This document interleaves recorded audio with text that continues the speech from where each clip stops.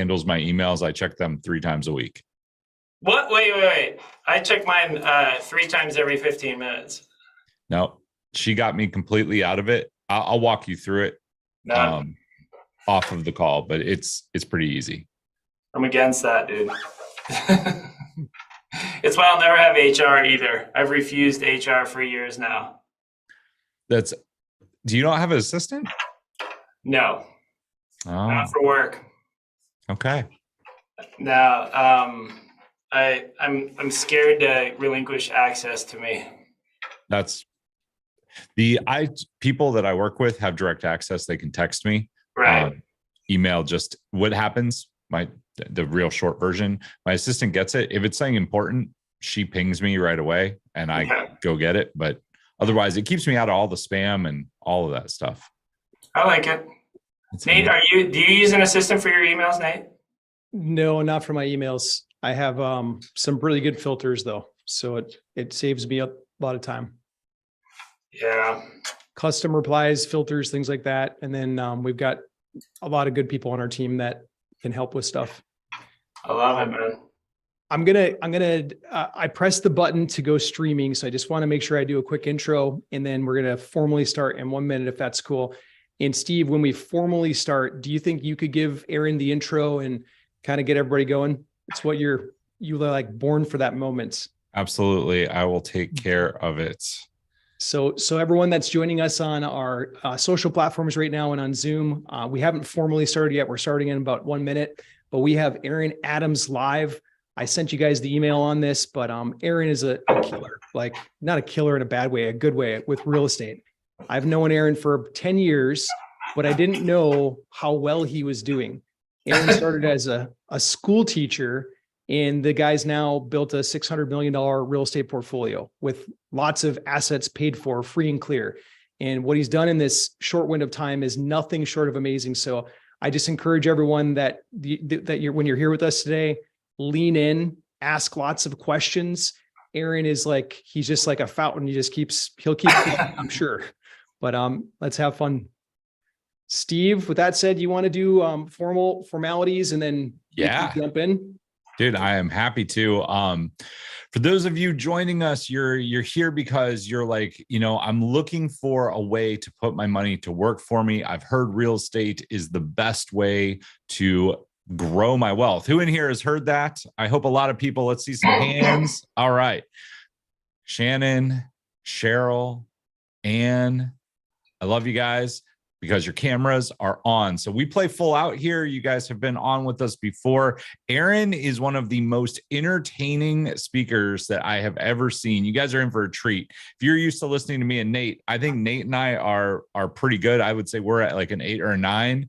Aaron turns it all the way up to 11. If you've seen Spinal Tap, Aaron is your guy. He's going to be really entertaining, but you've got to have your cameras on so that we can interact with you. If you're catching this on social media, that is totally okay. We're still going to be able to see your comments. There are a lot of people on here. Turn your camera on. John, I see you there. Sandra, I see you. Greg, glad your camera's on. SOS, NW. Glad you are here. All right. So Aaron and I met a couple weeks ago. We were sitting next to each other in a log cabin around a campfire, listening to some people speak. And I didn't know Aaron at all. Aaron and I struck up a conversation. And one of the things that struck me right out of the gate was that he said, I've done really well in business, but my goal right now is to give back to people. What I really love doing is helping people reach their goals. That's what lights me up. To be really honest, I could never make another dime and my life would still be great. But what lights me up every morning, what gets me out of bed is helping people. He actually has a charity where he has donated, I believe it was in the last year, like $3 million to local charities. One local charity in specific. Aaron used to be a volleyball coach. He was one of the best volleyball coaches.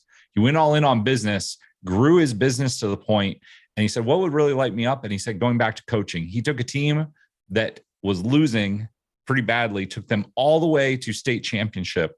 I'll let him tell his stories, but just let me tell you, this guy knows how to coach.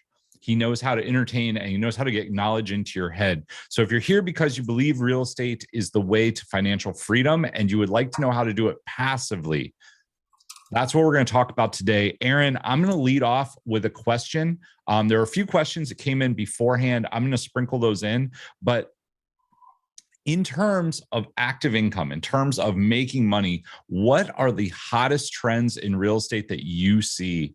I'll kind of let you take that and you can run with it from there. Yeah, you guys can hear me okay? Thumbs up. So it's interesting because I always think of real estate is this active? Is this something that's going to take my time? Is this passive? Does it pay me? And that was something I didn't have very well sorted because, I didn't understand 25 years ago when I started buying property, the difference. To me, I just was teaching high school and wanted to make more money. And there's a big difference. And I sort things along those lines. In active investing, I've been really, everybody's heard about storage facilities, but I've been obsessed the last 12 months we've been buying 10 by 10 foot storage units for about $2,000 in Shanghai, made of steel, prefabricated. They're 2 packs. So it's basically 20 by 10 feet. And then my shipping and setup costs, I'm able to get those installed right now for about $3,000 per unit. Now, what's been interesting about that is because they have the floor built, they're completely prefabricated. They're heavy. They're 5,000 pounds. I've been able to. It's been blowing my mind because I can get $100 to $150 a month for a $3,000 investment. Raise your hand if that's sexy, right? Because you buy. Scale that up. You buy 100 of them at 300,000. Now you're bringing in, 50 grand a month, right? And so we've been putting those on properties that I already own. So I have trailer parks that I own. We've now added storage where we thought it was an unusable spot. I have an apartment complex where the previous owner tore down all the garages. We put these 10 by 10 foot storage units, went to each one of our tenants and said, now you owe me $100 a month more on your lease.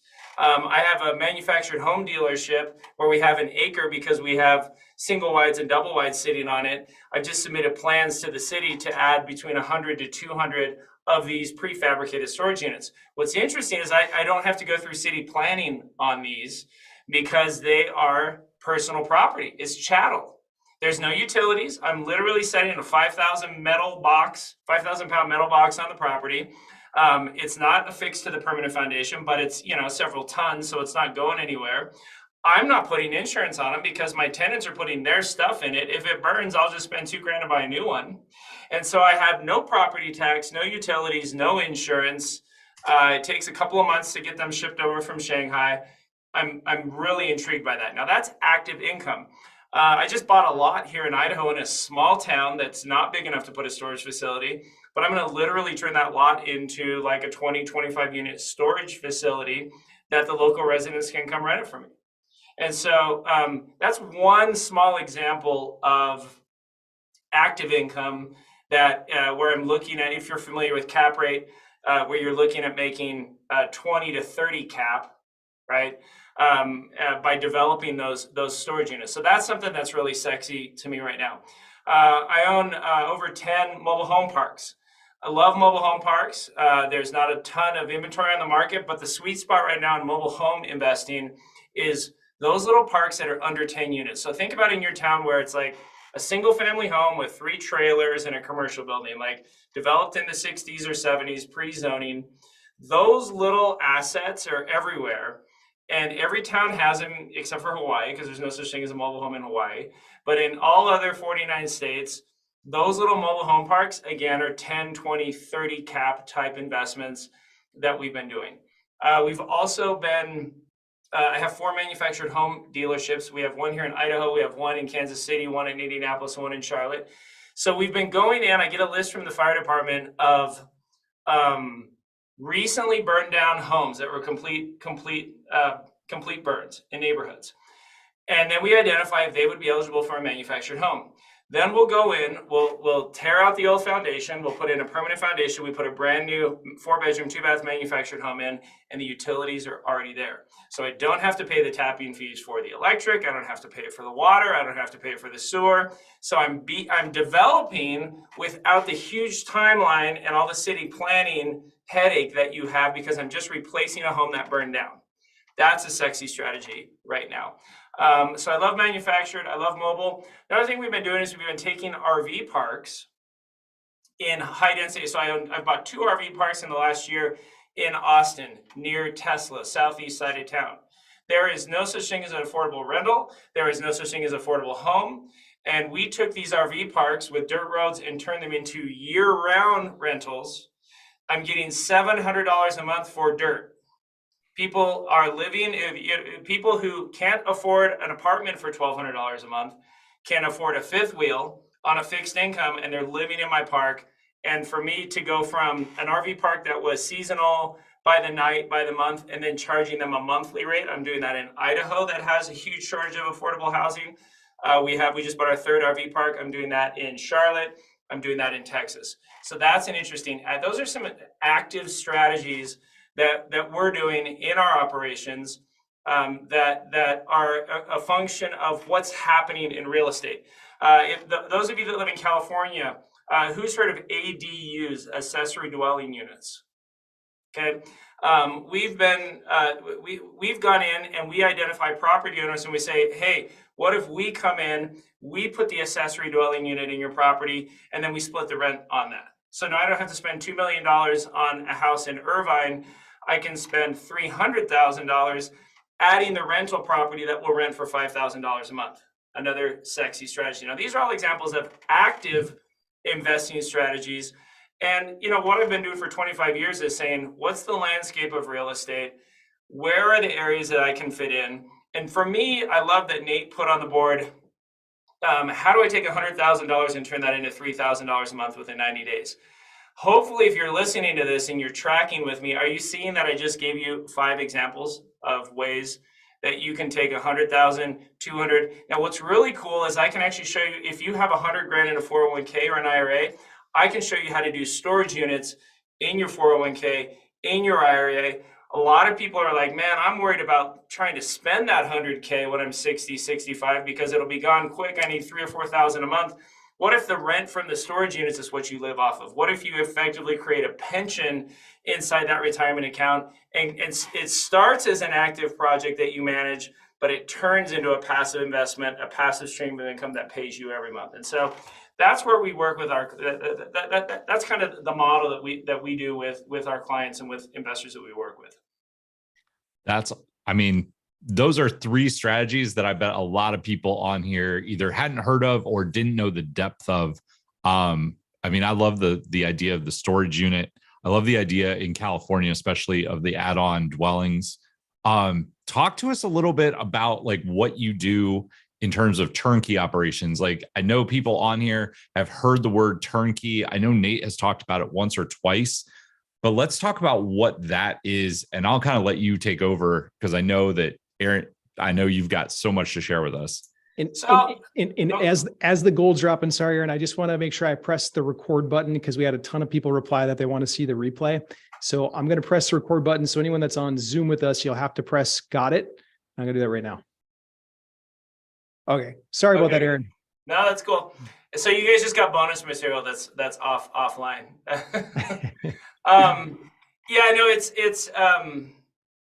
interesting because in 2008 the market crashed, and from 2000, I was teaching high school from 2000 to 2004 in Southern Cal, and then I started doing real estate on the side. In 2004, I got an offer to go be the Division I, one of the coaches at Division I UC Riverside volleyball program after my high school team made it to the finals, and I had 6 of my girls get full rides.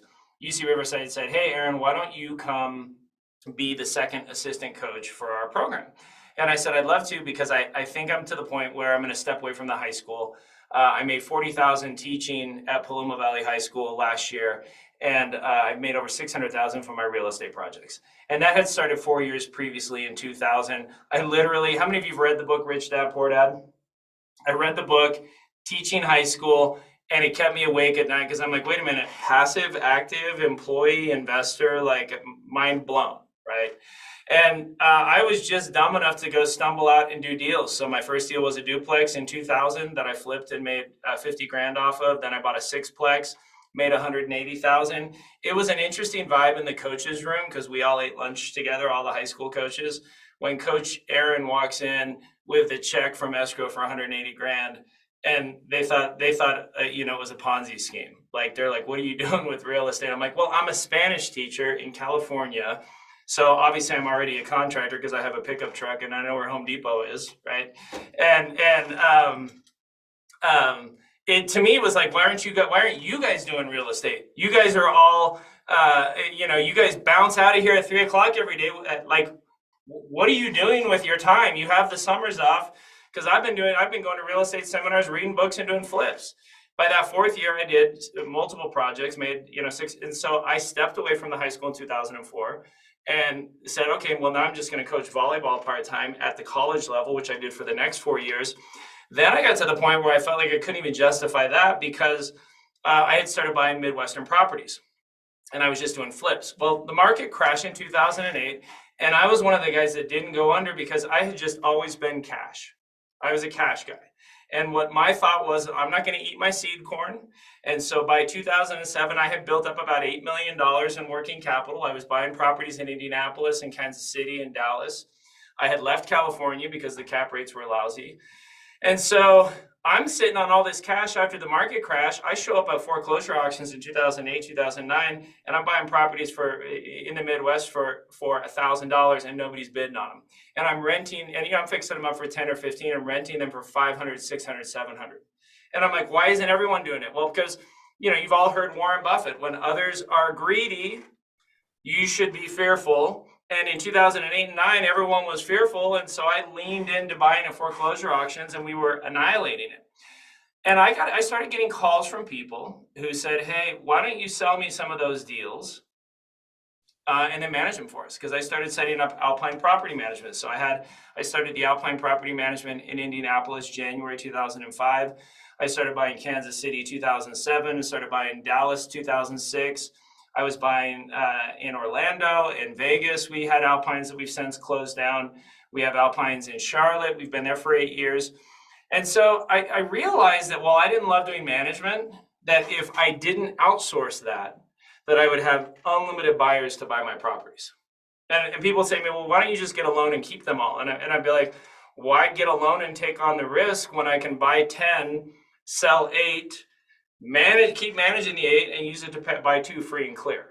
And so we're now, like Nate had mentioned, we have a portfolio of about $600 million worth of property that we've bought. A chunk of those we've sold to our investors. And then somebody said to me, they explained to me what a self-directed IRA was. And think about how many of you remember what your 401k or IRA did with that last crash and who lost money, right? And so I started meeting people who said, Aaron, I've lost 40, 50, 60% of that in that 2008 crash. I had 200, 300, 400,000. Now it's 100, 200, 300,000. I'm scared of the market, and all rich people have some real estate in their retirement account. And so a lot of our clients that we've helped passively, I buy deals, I fix them up, I rent them out, I sell them to them. Many of them are buying them inside their retirement account, and then we manage them for years. And so I'm not a seminar speaker. I don't do coaching. I'm not a mentor. I'm a real estate guy. And so I have about 400 employees that we're managing 3,000 properties in 8 markets. And for me, we're not a single family specialization, but we've done single family. I've done apartments. We've done, I just chase deals, and that's all I've been doing for 25 years. So when I realized that you could buy a house for $5,000 in Indianapolis in 2005, I started Alpine Property Management there. When I realized that trailer parks were big money, we started doing that. When we realized that manufactured homes were big, 5 years ago, I bought dealerships. Now that I found $2,000 storage units in Shanghai, that's what we've been buying. And so for me, I just chase cap rates, and I have $40 million that I'm using to buy deals. We manage the properties, we own the construction companies.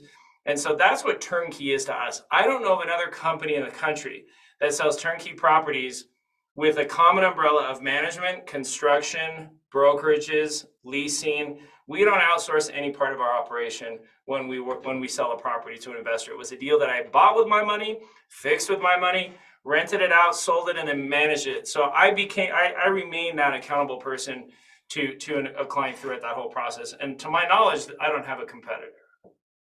I mean, that's pretty epic. The fact that you manage it all the way through, like you go find the properties, you buy the properties, then you manage the properties so that you know how they run. Can you just talk about, I know you said you don't really have any competition. If there's somebody else out there doing turnkey, what specifically makes you different from them? They outsource, right? So they're like, hey, I got this great deal that I bought. And then you're going to work with that manager guy that I found. He's really good. She's really good. But that person hasn't made any money from you yet, right? So when the furnace goes out, if I sold you the deal and I fix it up, I'm going to warranty that, right? Because I care about your return. You bought a return from me. You really didn't buy a property. You bought a property, but what you really wanted was the $800 a month. And so if you have to give me $2,000 of that, for a furnace, you're not happy with me. And whereas, another operation are more inclined to charge you back. And so when you work with a fragmented operation, I can control my environment more. So perfect example, I think we have the best warranty in the business because every deal I sell across the country, we sell 50, 60 deals a month. I set aside a couple $1,000 from that deal to a common warranty pool. And so if we get a surprise repair, like we had a home that we thought had a brand new roof until winter came, and we realized that roof had been laid poorly. And so ice was damming up under the roof. Even though the shingles were new, it was a horrible roofing job. And so I warranted that roof. Now, there was no express home warranty that required me to do that other than our reputation. And so when you look at Attorney General complaints, Better Business Bureau ratings, that's where we just crush it because, we've worked with so many clients for so many years. That's so one of the questions that came in that we get a lot as well on our side is like, have you ever had any complaints, any formal complaints? You've done thousands and thousands of properties. Have you had anything come against you? Yeah. If you look on Google, all the crappy tenants that I reject, get on and give me a 1-star rating. So, to them, I say, read between the lines, buddy. Like, we didn't let you rent our house for a reason. So yeah, I have some haters there. I also have some haters that I've evicted that trashed my home and didn't pay the rent that filed complaints. But I don't have investors that have complained. I've never filed for bankruptcy from any of my companies. My personal credit rating's over 800. It's funny when Trump was running for president, they're like, well, yeah, all millionaires bankrupt businesses. And I'm like, I don't. That to me, I've never had a layoff. I have 400 employees. We've never gone backwards in 25 years. I'm very proud about that. When you come to my offices in Indianapolis, I've been there since 2005, and you'll meet my 17, 16, 15, and 14-year employees. I'm very proud of our attrition rate being less than 1%. And so, gosh, we haven't ever had an attorney general come after us. We've never had FCC. We've never had SEC because I'm not brokering deals. I'm selling my deals. But yeah, I get some internet hate from bad tenants. They're the ones that are not happy with me.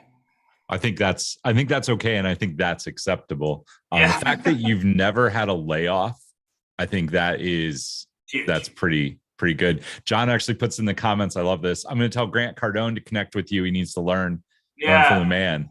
Well, for an example, because Grant Cardone is a fantastic speaker.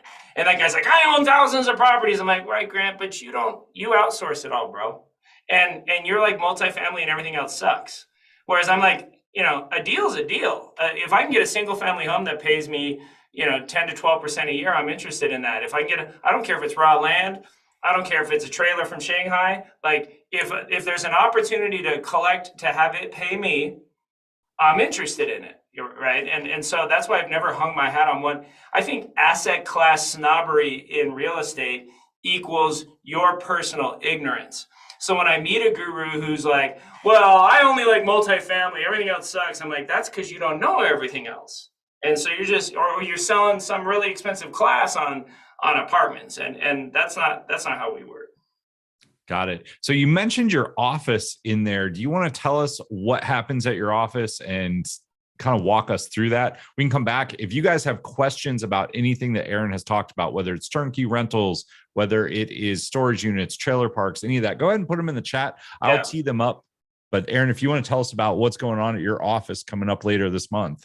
Yeah, so in 2009, I had a group of Singaporeans that wanted to buy property from us, and they all came over from Singapore. And I was like, is Singapore a country or a city? And they're like, yes, it is. It is a city, country, island.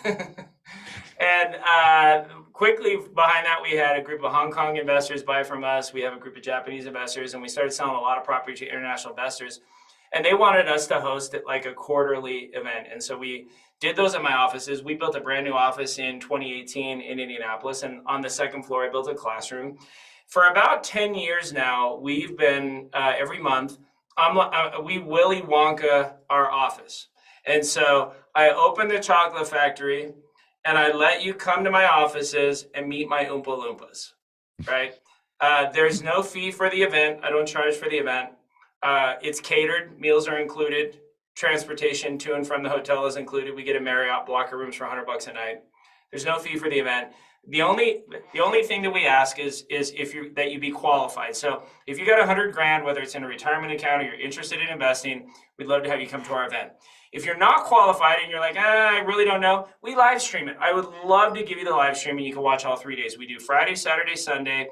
I just get up and teach for 8 hours a day. On Saturday, I own a shuttle bus that I bought, a short bus. So think of the irony of you, the students, coming to sit on my short bus and drive around Indianapolis, and we take you to property. So in 2 weeks, we're going to be seeing an Airbnb that I have, because I have about 30 Airbnbs. Short-term rentals is another area that I love.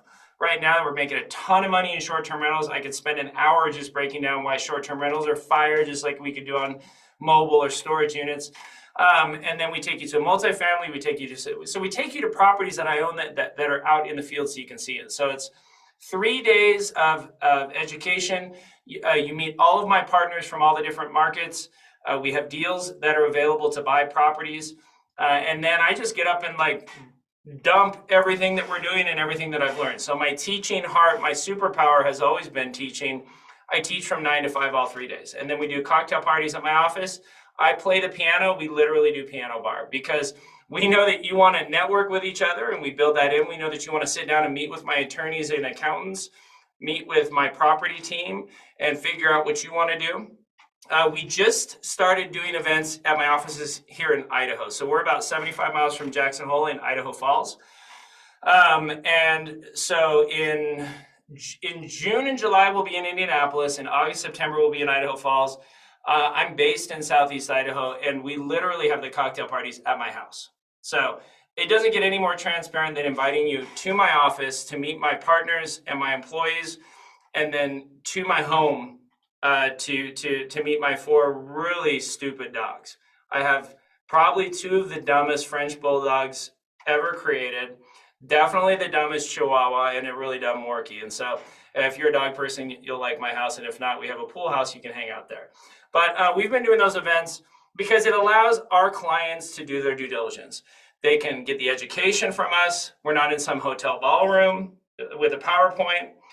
They can meet my partners who are out doing these deals. You can ask questions. If you want to buy deals, you can buy deals. And if you just want to get a vibe for it, we live stream the whole thing. You're free to join us live stream and kind of test the waters. But we do those every month, and we don't charge for those. Awesome.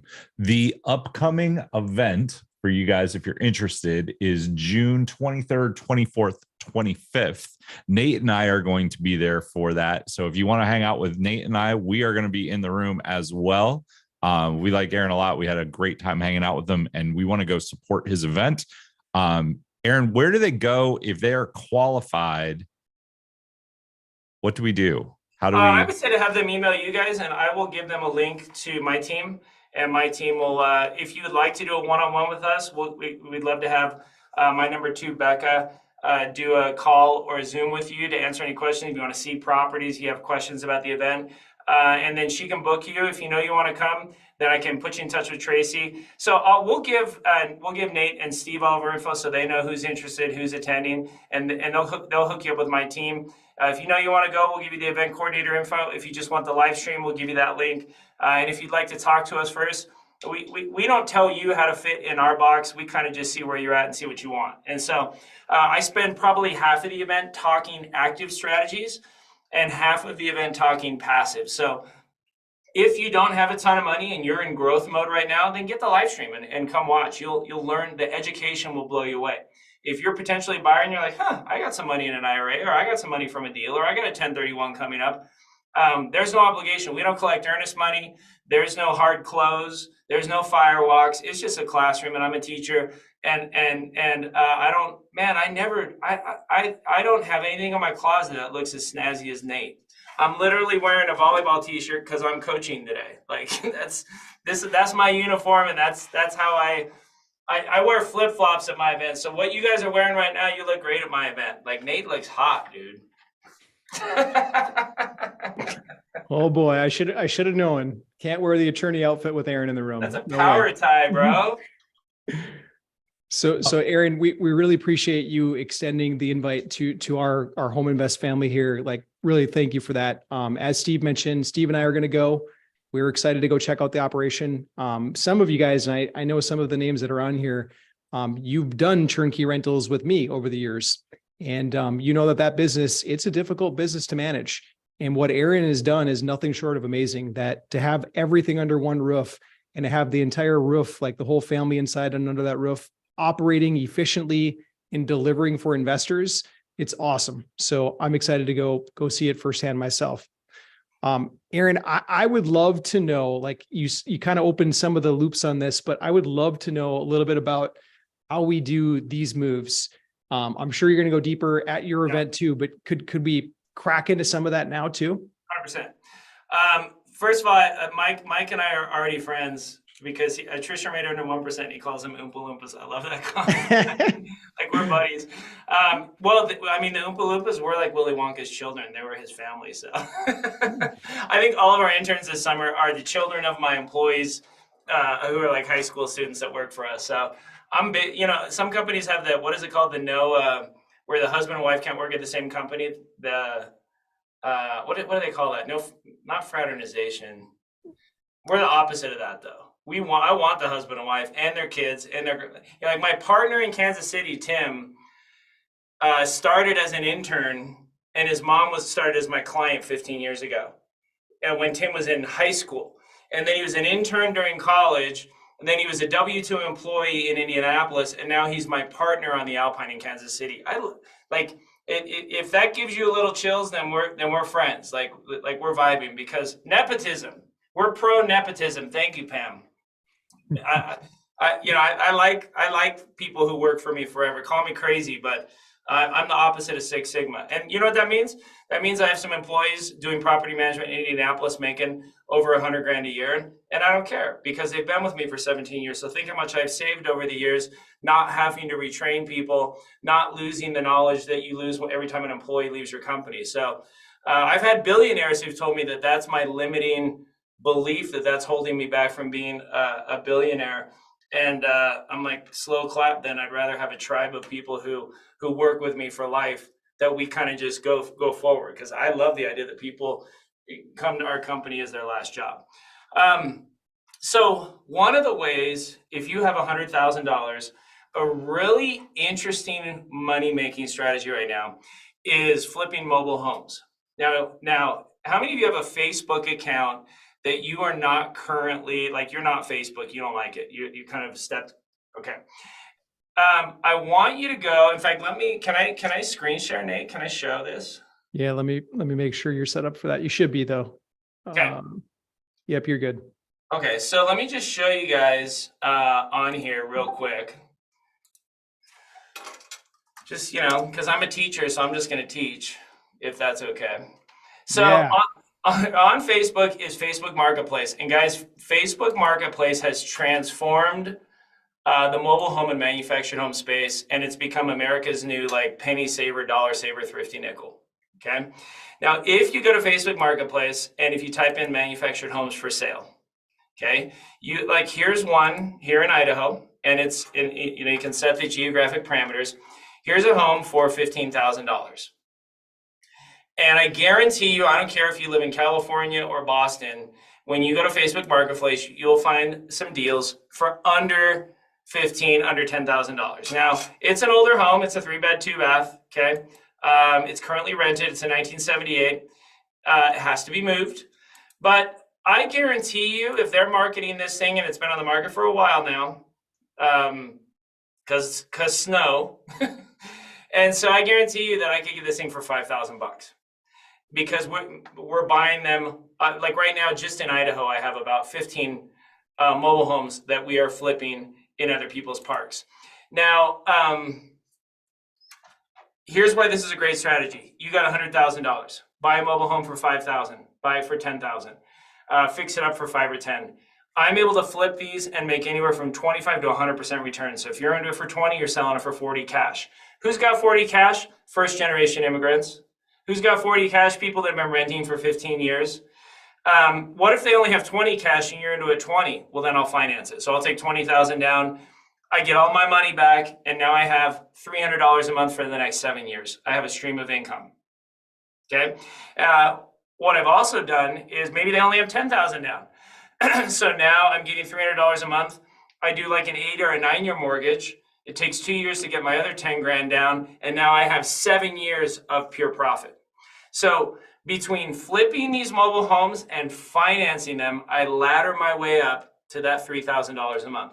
It starts as active. I have to go out and find the deals. You got to manage the construction. You got to, what's great is Facebook Marketplace is where you find the deals, and it's also where you market them to sell. We literally don't use a website because when we put a home on as a rental or to sell as a flip, I just put it back on Facebook Marketplace. You can set up a Facebook business page in about 5 minutes, tie a credit card to it, and do a paid ad and shoot it to that whole area. And it's something that we're doing in Charlotte, Indianapolis, Kansas City, here in Idaho. Flipping mobile homes are the best and highest return flips that we're making right now. And when you combine flipping with being the bank for them, it should take you 4 to 6 months to take that $100K and turn it into $3,000 a month in mortgage payments. Now, I love mortgage payments on trailers because I am not doing any maintenance. They're the homeowner. I don't pay insurance. They're the homeowner. I don't pay the lot rent. They're the homeowner. I'm just the bank. And my best deals are the ones where I get most of my money back from that down payment. And it's just mailbox money every month. And so laddering your way to a stream of income as the bank is because mortgage payments are very passive. All you have to think is, did it come in or not? And do I have to foreclose or not? If you have to foreclose, one of the best things about a trailer is it's personal property. It's not a foreclosure, it's a repo. So it takes a few weeks. It's like an eviction. You file a suit for a breach of contract, get in front of a judge, and he will award it to you. I even had somebody file for bankruptcy thinking they could keep it away from me. And judge is like, sure, you can't transfer title, but you ain't living in there for free. And then literally made them move out. And guess who came current? Guess who came up with all $8,000 real fast? As soon as they realized that I was going to get possession back. And so unlike single family homes where the foreclosure process can take 12 to 18 months, when they don't pay, it's as easy as an eviction. So I really love just that. That's one little strategy, one little niche that we've done really well on. Awesome. I mean, I think the room is speechless because I don't think very many people think of that. They've been exposed to using Facebook because that is Nate and I's world for sure, social media blueprint. But I don't think anyone has thought about doing mobile homes. So that is one good strategy. If you guys want to learn more, make sure you sign up for the event. Aaron, what else you got? Yeah, so it's really interesting because I bought a mobile home park and inherited 5 park-owned homes and started thinking, what should I do with these? And that made me thinking, well, I sold them all on contract with $10,000, $20,000, $30,000 down payments. And so I thought, man, why don't I just go flip these in other people's park? because homes come up all the time, and somebody loses their job, they're behind, they can't pay the lot rent, they definitely don't have $10,000 to move that home. That's what got me thinking about it as a strategy. And what I love about it is, give me, do we have emojis enabled on here, Nate? Yes, sir. Give me a heart emoji if you would have said that trailers are not sexy. If you would have been like, I ain't messing with no trailer parks, give me a heart emoji. If you were a trailer snob, I know, I can see it in your eyes. You wanted bougie asset classes, and now give me a thumbs up emoji. If you agree with me that making 50% on your money, you're turning 100K into 3K a month is sexy, right? There better be a lot of emojis in there. Yeah. Mike's dude. Mike Fox is with it, bro. He's listen. Mike's coming in 2 weeks. I can feel it. So somebody was asking, what are the best states to invest in? Is there any place that you wouldn't invest? So great question. That falls along active and passive. I hate passive in any state that has rent control. If a state has rent control, it screams landlord unfriendly. So I would never buy a rental in New York or Chicago right? If it has rent control, it is not passive. Now, that doesn't mean you can't flip mobile homes. That doesn't mean that you couldn't do an RV park. That doesn't mean that you couldn't, the active is good in all 50 states. But passive, for me, there's 4 criteria, and actually kind of a soft 5. Let me break those down for you. For passive investing, it's got to fit this mold, and then I'll tell you what I think are the 5 sexiest places for passive investing. Number 1, you have to have affordability. When you look at median home prices and median incomes, they have to be affordable. That's my number 1 criteria, because if they're not affordable, then usually rents are not going to be affordable. And if I can't buy it for at least a 6 or a 7 cap, then it doesn't make sense for me. Okay, so affordability is huge. Second, it has to be landlord friendly. So what does landlord friendly mean? Landlord tenant laws need to be landlord friendly. Property tax needs to be landlord friendly. LLC fees and permitting fees need to be landlord friendly. I look at all of those things. So in California, you got to get a permit for a mailbox. It's ridiculous. In Illinois, they hit you on the square, every inch of square footage on a piece of property. It's not landlord friendly. You go in to do an eviction and they can keep getting it delayed for months and months. That's not landlord friendly. So that's number 2. Number 3 is I look at millennial population growth. So I look at 18 to 35-year-olds. I want to see net growth with millennials. I don't care where the boomers are moving. I don't particularly care where the Gen Xers are moving, because if 18 to 35-year-olds are finishing college and settling somewhere, net growth, then that is robust for my long-term rentals. I'm really interested in that. I also look at unemployment and I compare it to the surrounding states. So how does Indiana perform compared to Illinois, Ohio, the neighboring region? How do those stack up? And then the last thing I look at, the 5th thing I look at is, in addition to unemployment rates, is, I want to make sure Nate got that, is the city itself. So when I look at Atlanta, okay, Georgia is business friendly and landlord friendly. Georgia has net population growth. Georgia has housing affordability. Georgia has low unemployment. But Atlanta is broke. Atlanta still hasn't paid off the tab from the '96 Olympics, right? And Atlanta has paid their teachers and their firemen. They paid them, they all double dip on pensions. And so Atlanta has a lower credit rating and a higher cost to borrow. And when you look at all the money that comes in for taxes in Atlanta, over 50% goes to pay interest to lenders that Atlanta has borrowed from. And when a city doesn't have their money straight, they start creeping back to business owners and hitting you with fees and property tax increases, and they start nickel and diming you, and it becomes landlord friendly. So now, that's not all of Georgia, but that to me is a perfect example of an area that I love, but I don't like rentals in Atlanta right now for that reason. So I love Indianapolis. I love Kansas City. I love Idaho. I love Winston-Salem and Charlotte in North Carolina. I'm anti-Texas right now because property tax. Now, think about it. I just mentioned I bought some RV parks in Texas. Those are active investments for me. But I've been selling all of my Texas single families because 3% property tax is just annihilating me, right? And I don't mind an RV park because think about it. I'm getting $650 per dirt pad, right? But I'm only paying one property tax bill on the whole thing. So RV makes sense in Texas, but anywhere in the country that has hurricane insurance, like I love Florida. Florida checks all 5 of those boxes for me. But hurricane, I just had a fourplex that I got a $24,000 a year property tax bill.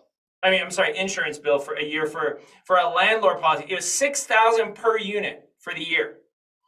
And so I'm anti I used to love Houston, but hurricane insurance is annihilating passive investing. So other areas that I think are sexy for passive long-term investing, I really like Oklahoma. Man, I wish South Carolina was more landlord friendly, but sneaky, I'm thinking about starting alpines in Alabama. Birmingham is really sexy to me. It checks all the boxes. I also love Bentonville and Arkansas as a whole. Arkansas, like the dirty South is back. I love the South. I'm a fan of the South. And it's funny in 2005 when I set up Alpine in Indy. Think about the markets hadn't crashed yet. It was pre-2008, and people in California were like, "Why are you leaving California? You're a millionaire now. Why are you going to Indiana?" And I'm like, "Because I can buy a $5,000 house that's not in the war zone. I can get a war zone house for $1, and I can be into a house 20,000 and get 500 a month. That's why I'm doing. That's why I'm moving to India. That's why I'm buying in Kansas City. So for me, I see the whole U.S. economy as one real estate market, and when it's passive, it's got to make sense long term. But active works everywhere. And so we're always talking about that with our clients because, maybe how many of you are on a path that you're not happy with where your retirement monthly income is trending, right? And if I could show you, like if I said to you, hey guys, we're going to stay on for another 5 hours today, I'm going to break down how to flip mobiles and answer all your questions, who would be interested in that, right? And so when we do active investing for our clients, we give you access to my partners and my teams for only $49 a month. If you would like to get plugged into that, we're building that out right now because I got $100,000 a month coming in from my rentals free and clear. I have 200,000 or 300,000. Like I'm rich, I'm good. That's why I'm doing my youth sports nonprofit, right? That's why literally today I'm leaving this call and I'm going to coach for 4 hours. I run the volleyball club that I set up through my nonprofit. We had 26 teams this winter. I'm the high school varsity volleyball coach, and we're the number 2 team in the state this year. I'll be 50 this year, and my whole focus is that nonprofit and that whole aspect of my life.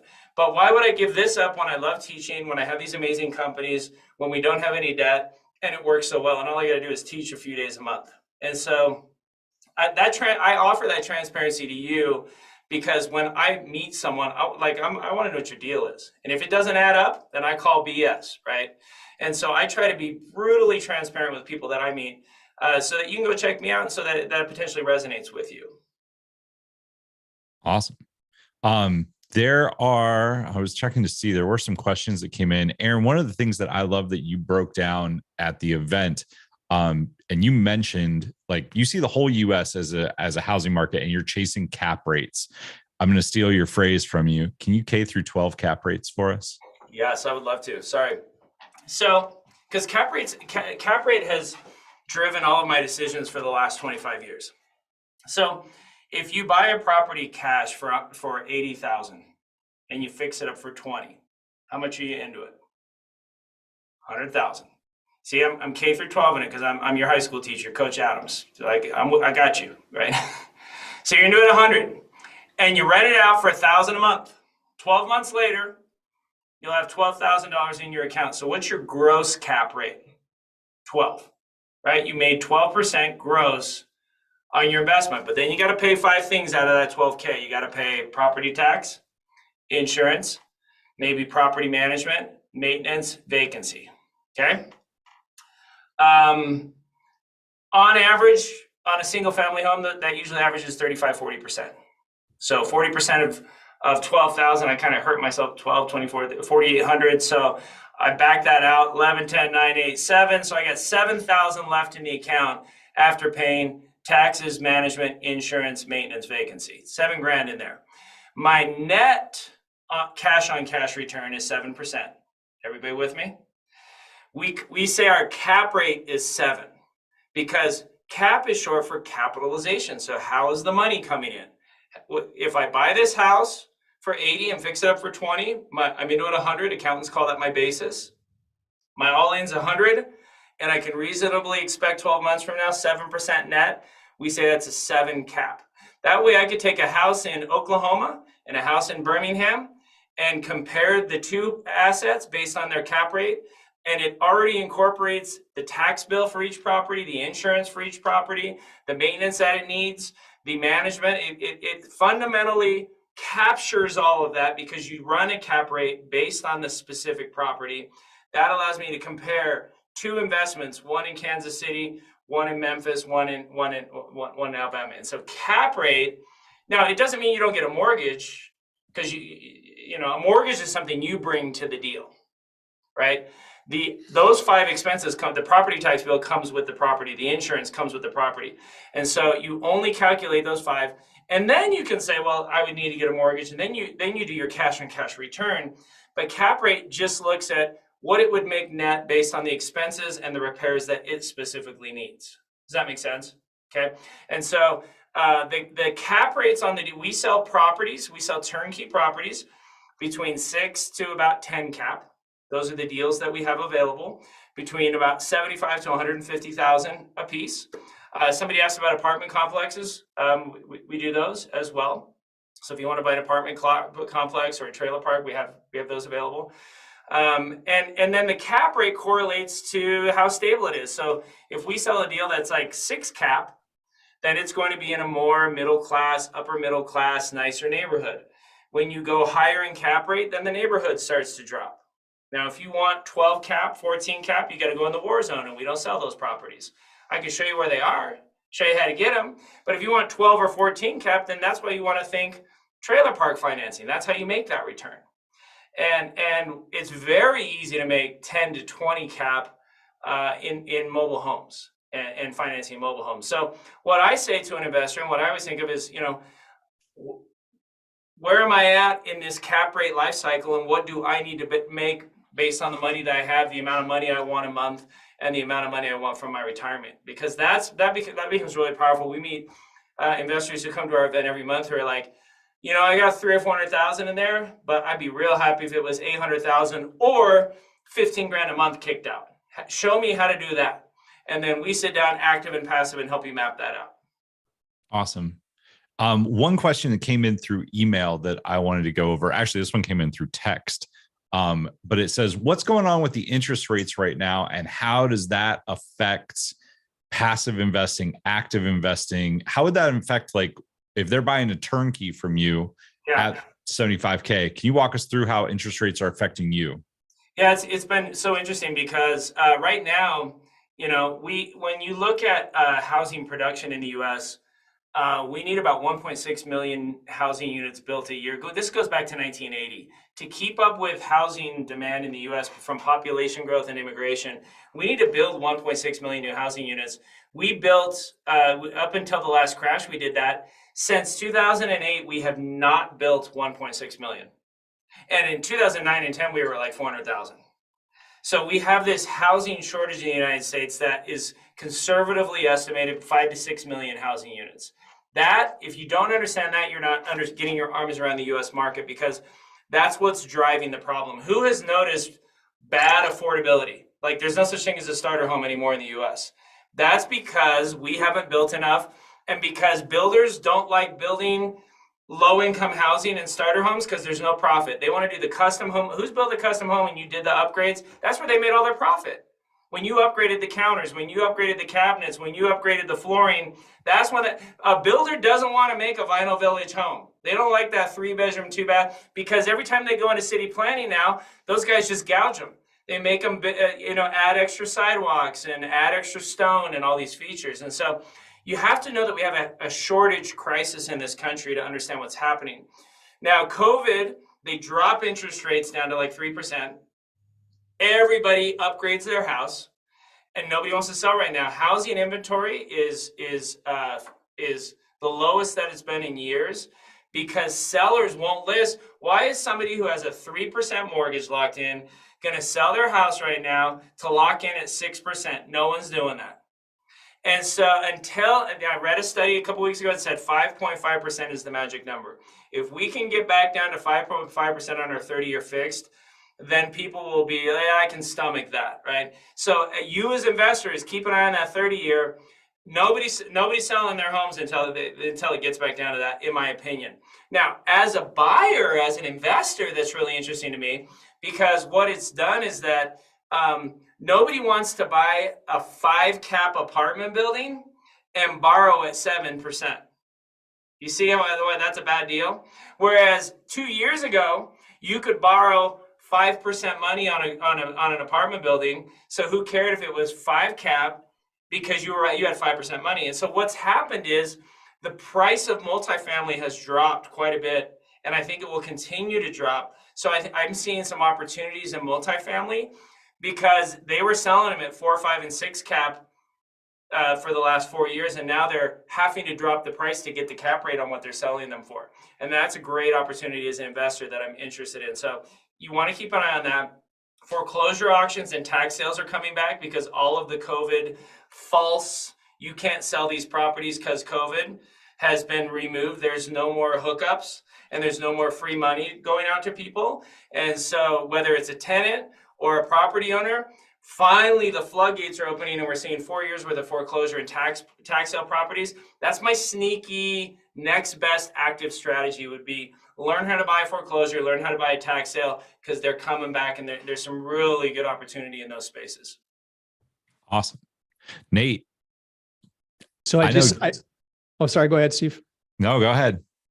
I just wanted to welcome, we've had waves of people coming on our social side too. So if you guys haven't met Aaron Adams yet, Aaron is an incredible real estate investor. He was a high school teacher and volleyball coach and really started with nothing in real estate. And he built up really an empire, nothing short of that. He's got over $600 million worth of real estate that he manages now. He's got a lot of team members, a lot of teams around different spots in the country, and he's here sharing. He doesn't sell coaching or mentoring or anything like that. He's here sharing his journey and whatever questions you guys are asking, Aaron's openly answering them. And Aaron's got an upcoming event where he goes through and shows his turnkey rentals and his investments that he's doing. And people are welcome to come to that. If you've got $100,000 or more, that's between a retirement accounts or cash savings, things like that, or home equity, then you might want to look at some of the properties that Aaron's doing. That's coming up in Indianapolis on June 24th, 25th, and 26th. Did I get that right? 23rd, 24th. 23rd, June 23rd, 24th, 25th. If you'd like to come to that, just reply to the email that you saw that welcomed you to this event. Just reply to the email and just say Aaron Adams in it. If you are following us on social media, then just shoot me an email, nate@homeinvest.com, nate@homeinvest.com, and I'll make sure I'll get you connected with Aaron's team. Yeah, our July dates are 14, 15, 16. If you'd like to attend in Indianapolis. August, we will be in Southeast Idaho. If you've never been to Jackson Hole, you come to our Idaho event. Plan 2 days of your business trip to happen in Jackson Hole so that it can come out of your business account. Right, just one ninja advice from one investor to another. We have a lot of clients who do that. If you've never been up to Yellowstone, we're right there. Yellowstone is just a beautiful hour car ride through the mountains away from Idaho. You can fly to Idaho Falls Airport. That's August 11th, 12th, and 13th. And then we'll be in Idaho September as well, September 22nd, 23rd, and 24th. I will not be leaving the state of Idaho in August or September. I'm literally going around the world in June and July because volleyball. And my team is the second in the state. We start practices August 7th, and I got 12 little girls that are going to at the end of October, they're going to get that last point and they're going to rush the court. And I'm telling you what, I made a lot of money, but there's no buzz. Guys, the last time I won a state championship was 2004 in Utah with Lone Peak High School. And when you get that last point, right? And that was why when I had the money, think how great it is. I said, I'm finishing a gym. At the end of this month, I have a 3-court gym that I built. I'm donating it for my volleyball club. Okay, I just gave a check to a kid yesterday, $900 to cover her camps this summer. Family's going through a divorce. Mom and dad don't have.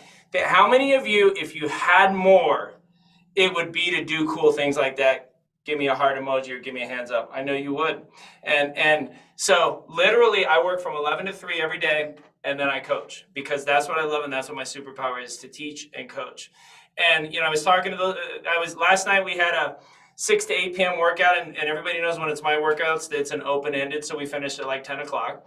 And I dropped some Tony Robbins on them, and I said, you all have what you want this summer that you're trying to get to, and you don't just experience life, you experience the life that you focus on.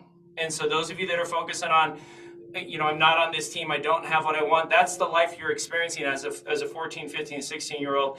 And I would parlay that to you as well. What you have been focusing on is the life you've been experiencing. A lot of times we just say we're living life.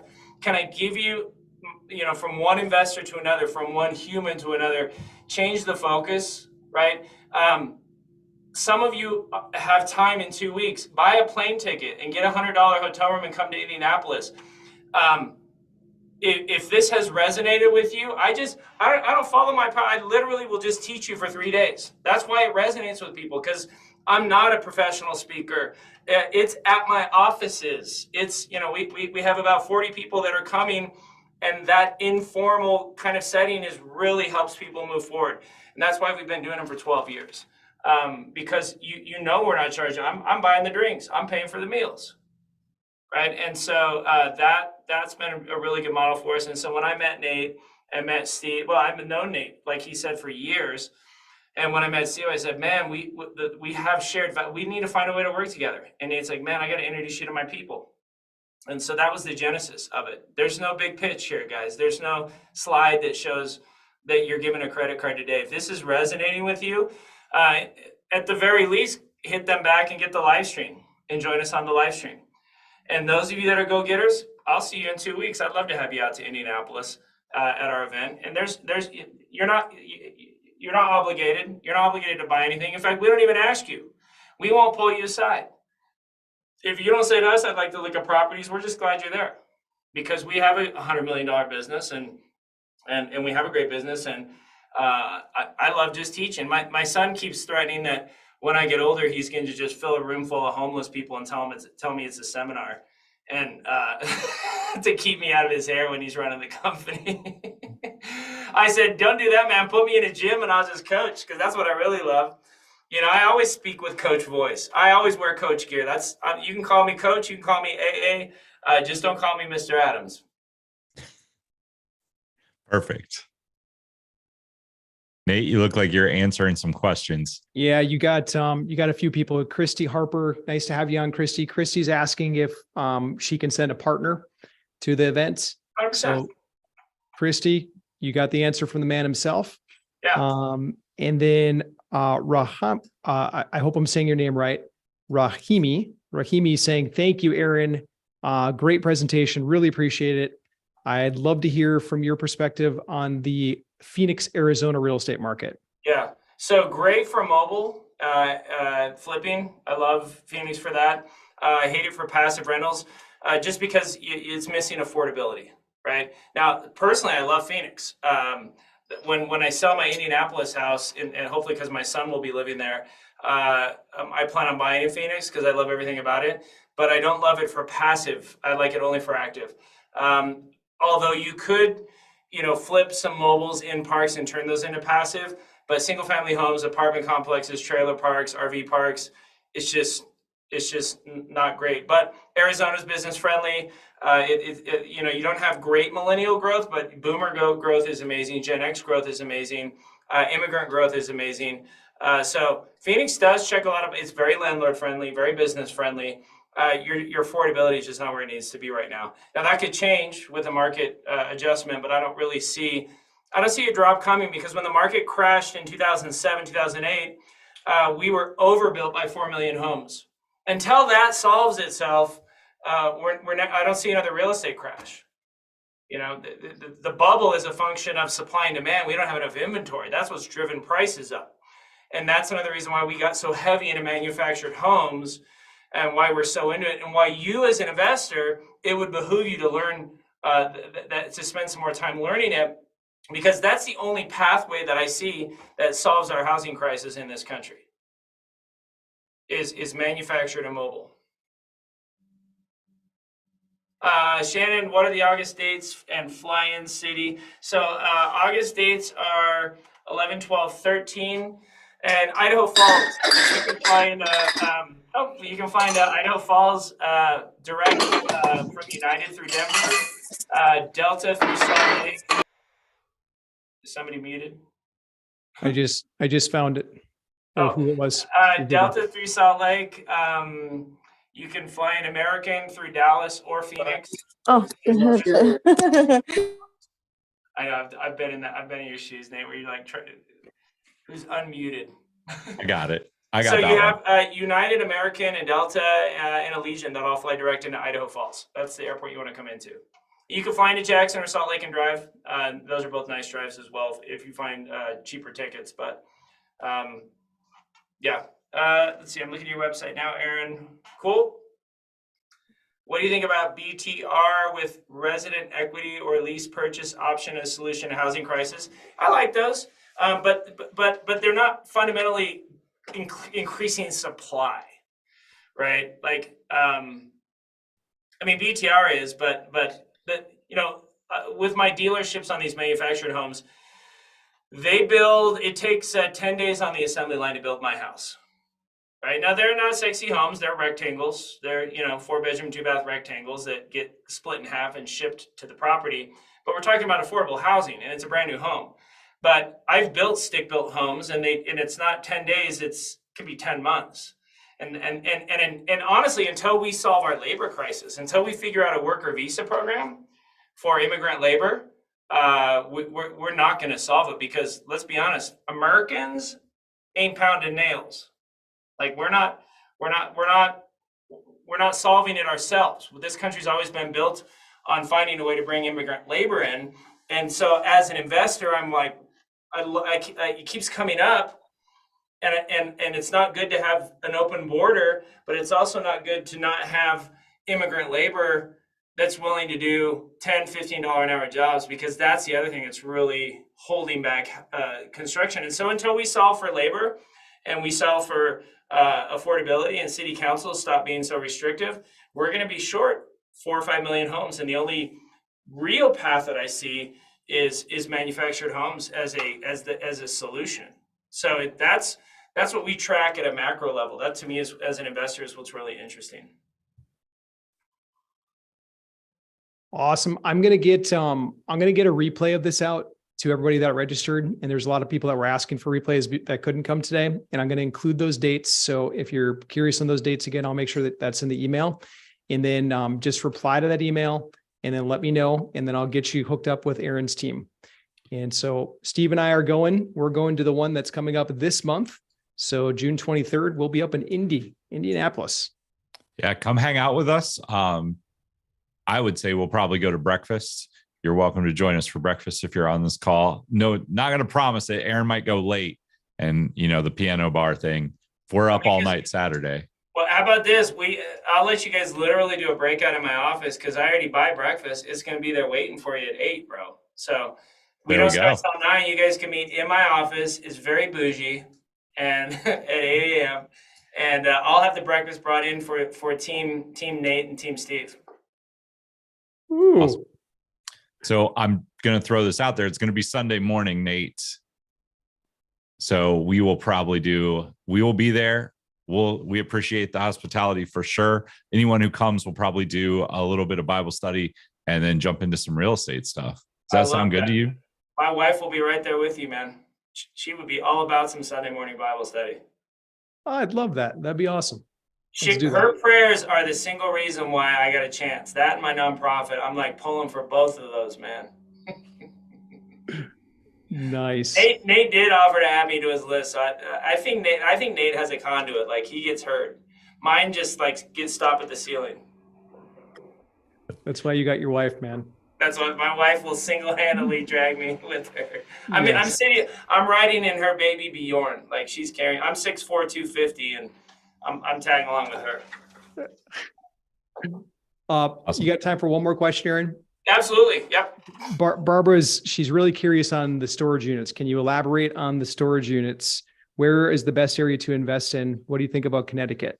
So one piece of advice, I don't love, I've seen some storage syndications and they do really well, but we're starting to see a market saturation on the high-end Class A storage units. Like, I know some of the guys that are running the big funds, and they're struggling to find more places to put those climate-controlled, high-end storage facilities.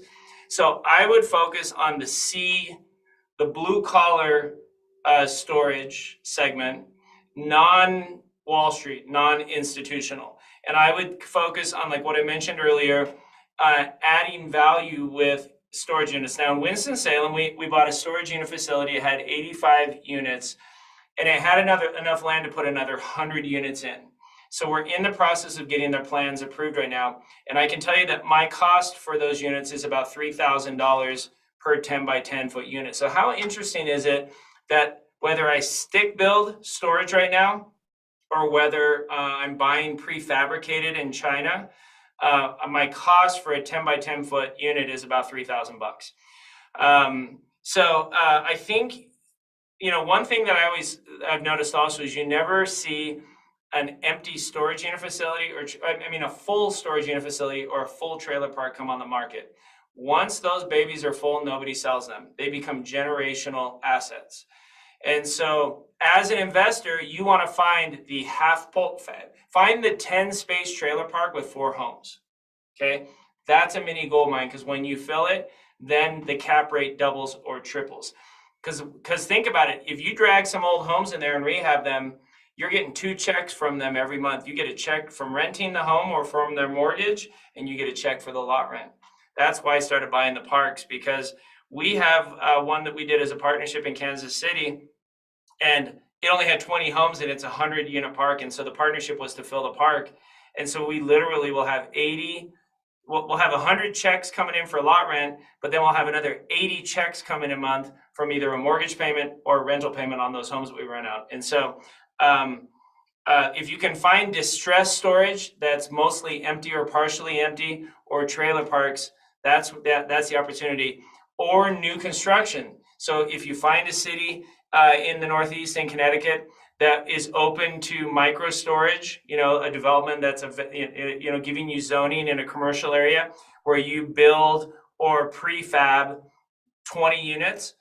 Guys, my wife has 4 storage units rented, and one's for Christmas decorations, one's for Halloween decorations, one's for all the things she's hiding from me, okay? that she knew I would see in the garage, because and so if the rich folks are renting storage units, right? It's not going away. It's not going away. We all like our stuff. It's crazy, and we spend time to. So it's a really, really good asset class. Baby Bjorn. Yeah. So you can imagine Mike going in. We just did this trailer park here in Idaho. Guy, the owner is from Carlsbad. He's super rich. And he's crushing it. He bought the park at a 12 cap, and now that he's raised lot rents, it's a 25 cap. I went to him and I said, hey man, I know that you have that land on the east side of the park that you can't put any more homes in. What if I put some tiny homes in there? He's like, I love that. I said, what if I just put 50 storage units? He's like, done. I said, what if I just rent the land from you for $20 per storage unit per month?